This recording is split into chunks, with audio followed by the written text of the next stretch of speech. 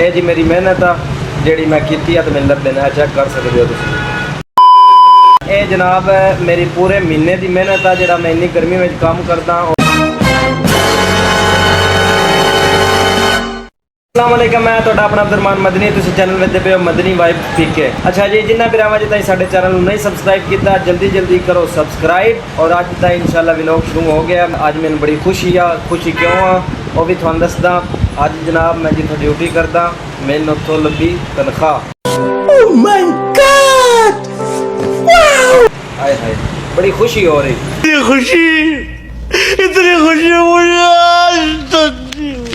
और ये जनाब मेरी पूरे महीने की मेहनत है जो गर्मी में काम करदा। और पैसे कमाए न और पैसे किन्ने हैं ए ज़रा तुम चेक करो, अंदाज़ा तुम आपे लाना कितने हैं।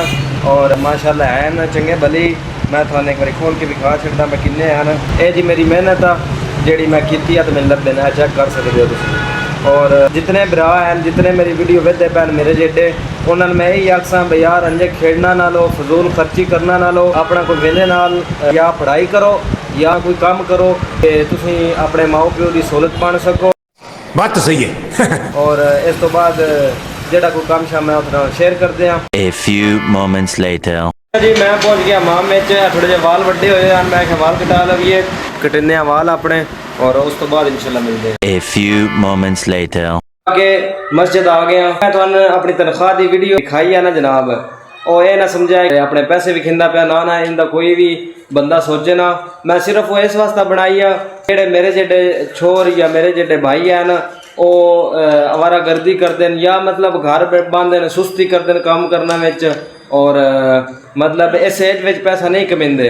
मैं उन्होंने वास्ते वीडियो बनाई है वो भी ये वीडियो वेख के थोड़ा जहा जोश में आन और अपने पैसे कमाउन और अपने माँ बाप दे अच्छी तरह काम आवन, इस तो वीडियो बनाई है। बाकी अज निकी जी वीडियो अगर चंगी लगी हो तो लाइक करे और निका जहा व्लॉग अगर अपना पसंद अबे जल्दी बोल, कल सुबह पनवेल निकलना है। पसंद आया हो प्यारा सारा कमेंट करके ते चैनल सब्सक्राइब जरूर करे।